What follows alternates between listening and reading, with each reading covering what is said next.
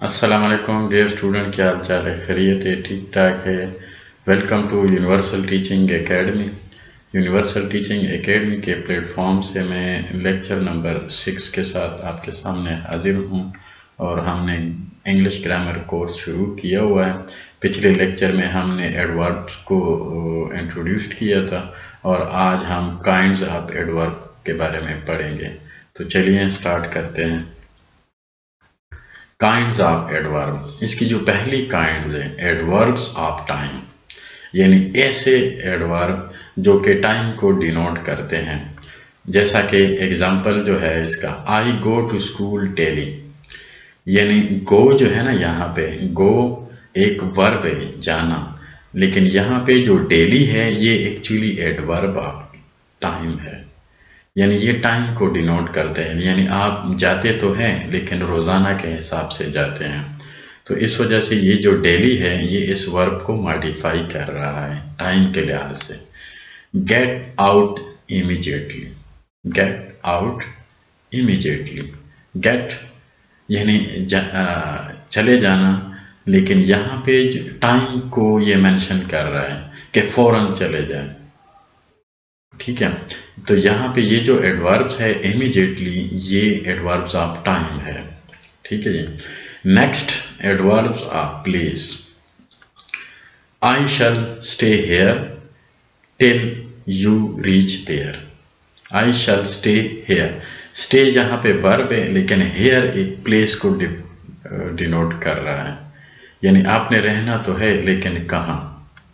तो यहाँ पे आई शैल स्टे हेयर, मैं यहाँ पे रहूँगा, टिल जब तक, यू रीच देयर जब आप वहाँ पे पहुँच जाएंगे। तो यहाँ पे रीच भी एक वर्ब है लेकिन देयर उसके अंदर एडवर्ब है, जो कि प्लेस को या किसी जगह के बारे में इशारा करता है। The crow is found everywhere, यानी जो क्रो है वो हर जगह पाए जाते हैं। यहाँ पे फाउंड जो है ना वर्ब है, लेकिन एवरीवेयर, एवरीवेयर एक प्लेस को शो करता है, यानी हर जगह, एवरीवेयर।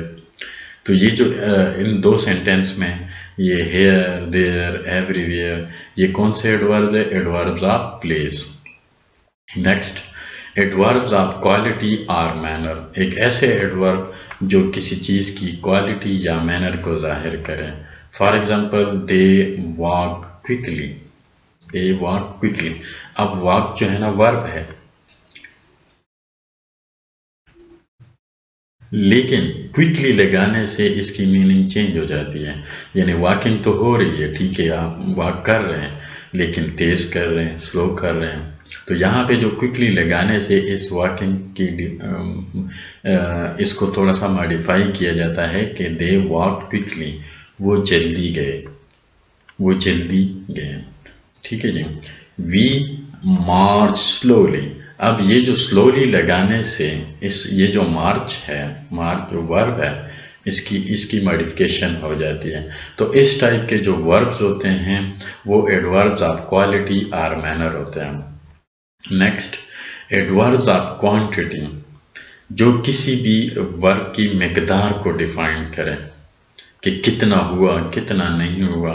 जिस तरह hardly had I finish the works when he केम।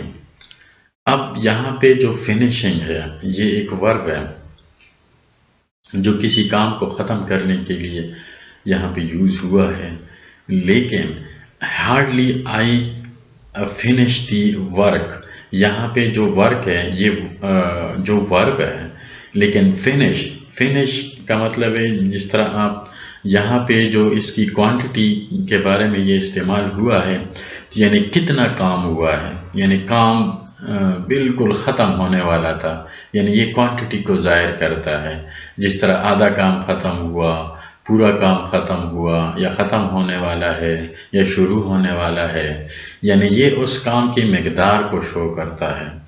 जब वो आया तो मैं एक काम ख़त्म करने वाला था, बमुश्किल काम ख़त्म करने वाला था।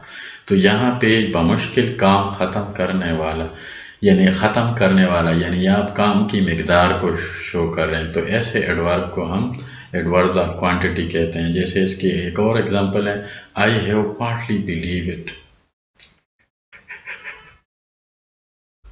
यानी मैं आधा यकीन इस पे करता हूँ। आई हैव, मैंने आधा इस पे यकीन कर चुका हूँ। पार्टली यानी पूरा नहीं, फुल नहीं, पार्टली आधा।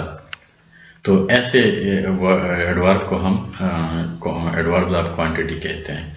Numeral adverbs, numeral adverb. अब इसके example, I often meet him.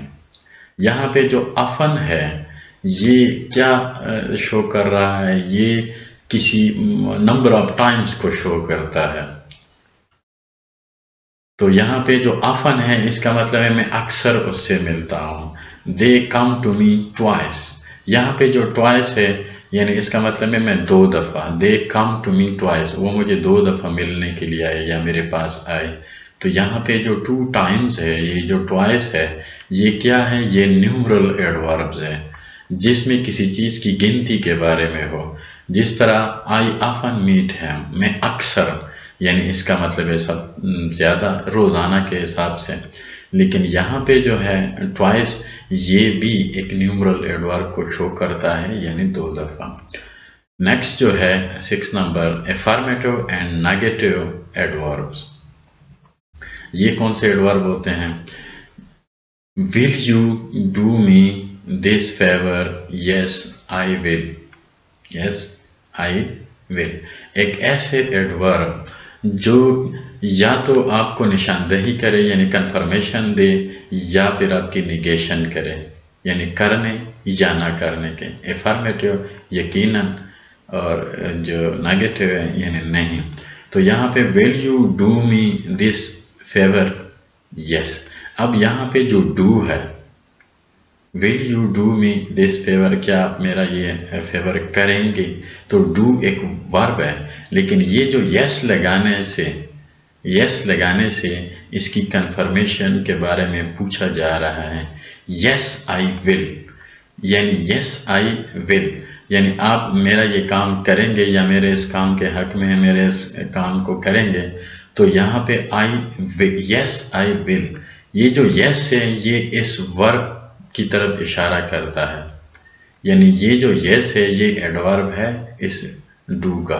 तो ऐसे एडवर्ब को हम एफर्मेटिव या नेगेटिव, यहाँ पे अगर आप नो लगा दें तो ये नेगेटिव हो जाएगा, नो, यानी ये काम नहीं होगा।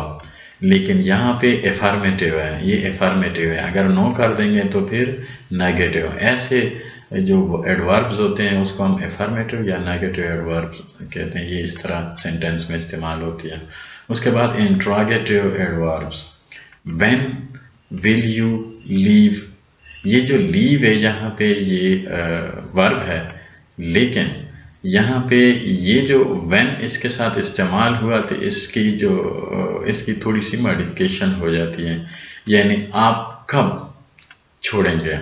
व्हेन विल यू लीव, यानी आप कब जाने वाले हैं। तो ये जो व्हेन यहाँ पे जो इस्तेमाल हुआ है ये इंट्रोगेटिव एडवर्ब है जो इस लीव को चेंज कर रहा है।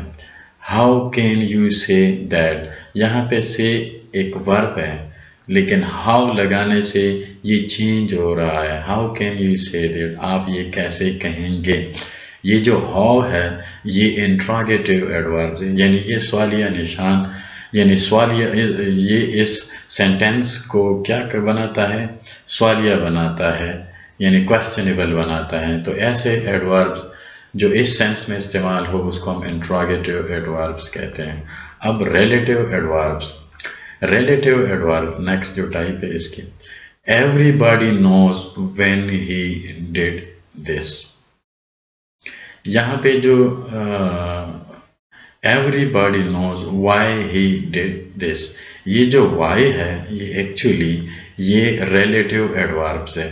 यानी अभी रिलेटिव एडवर्ब्स कौन से हैं, ये जो डिड है, ये जो डिड है, ये जो इसका वर्ब है, ये एक्चुअली इसी को, ये वाई इसी को डिनोट करता है। Why he did this, I shall go to the place where he stage.